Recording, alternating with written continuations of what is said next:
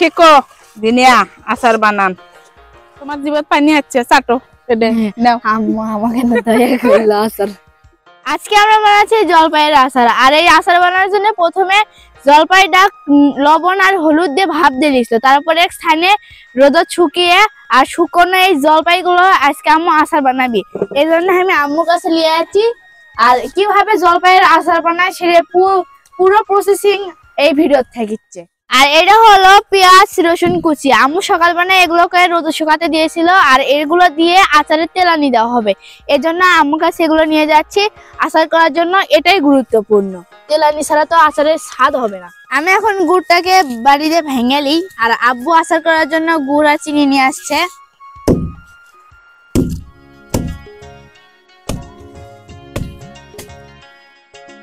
হয়ে গেছে গুড় ভাঙা। আমি গুড় খেতে না পছন্দ করি, তা যেহেতু গুড় ভাঙার দায়িত্বটা আমার উপরে দিয়েছে, এখন ঝুরঝুরো করে দিচ্ছি, তাহলে এই সময় ফাঁকে আনাম গুড়টা খাইয়াই দিই। হ্যাঁ তুমি খায়া কমে দাও। এখন আমি বাটিটা তুলে দিলাম, অল্প করে তেল দিচ্ছি। পেঁয়াজটা আগে ভাজে নেই, বেশি তেল দেওয়া যাবে না। এখন আমি পেঁয়াজ কুচিটা তেলে দিয়ে দিলাম, পেঁয়াজ আর রসুন। আম্মু দাও, আমি নাড়ি। এটা এখন ভালোভাবে আস্তে আস্তে নাড়ে চাড়ে বাদামি রঙের হলে তুলে নেব। ভাজা হয়ে গেল রসুন আর পেঁয়াজ কুচি। দেখতে দেখতে পেঁয়াজ ভাজি হয়ে গেল। এটা এখন আমি তুলে নিচ্ছি। এরপর আমি খাঁটি সরিষার তেল নিছি বাটির দেওয়ার জন্য, আচারের জন্য। খাঁটি সরিষার তেল আচারত দিলে স্বাদ হয়। এর মধ্যে এখন দেবো আমি তেজপাতা, দালচিনি, সাদা এলাচ। ভালোভাবে নেড়ে চেড়ে তেলটা গরম হচ্ছে, এখন আমি এর মধ্যে জলপাই গেলে ঢেলে দেব।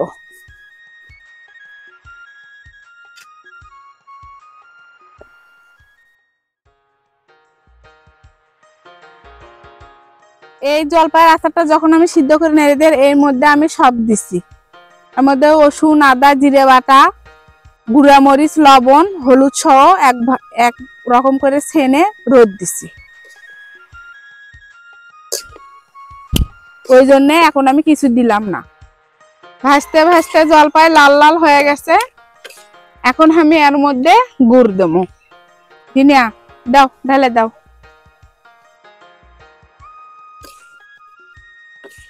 যেহেতু জলপাই হয়তো টক, এই জন্য গুড়গুলো না বিছে বিছে দেওয়া লাগবে, যাতে ভালো করে মিষ্টিটা হয়। এভাবে গুড় দেওয়ার পর নেড়ে চেড়ে নিচ্ছি। আচারের কালারটা দেখতেও ভালো হয়েছে।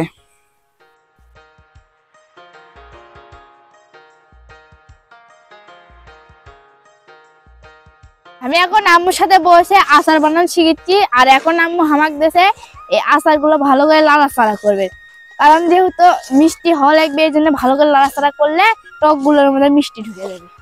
দাও এখন দাও, সবই আমি করলাম। শেষে আর বাপের নাগান, হাই রে, শেষে এসে কয় আমি করলাম। তা আমি কি করছি দেখেনি? এখন আমি পেঁয়াজ কুচি আর রসুন কুচিটা নামানোর আগে আগে দিয়ে দিই। ও দেখতে তো সেই সুন্দর হয়ে লাগছে গো আম্মু। শেখো দিনিয়া আচার বানান। সেই সুন্দর সেন্ট বের হচ্ছে, গ্রাম বের হয়েছে না? এই যে এটার মধ্যে রাখছি আমি হাতে বানানো আচারের মশলা। এখন আমি এটা নামানোর আগে আগে এভাবে কেটে দিই।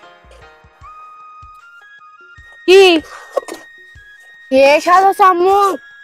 তো আপনারা দেখলেন কিভাবে জলপাইয়ের আচার তৈরি করতে হয়, আর কিভাবে আম্মু কত দুর্দান্ত একটা জলপাইয়ের আচার তৈরি করলো। আমার দেখেই তো মুখে পানি আসছে। আর আচারের সেন্ট আর কালারটা জাস্ট ওয়াও হয়েছে। এখন আমরা এগুলো খাবো। ধরো, বুঝছি তোমার জিভে পানি আসছে, চাটো। আম্মু আমাকে না দয়া করলো আচার।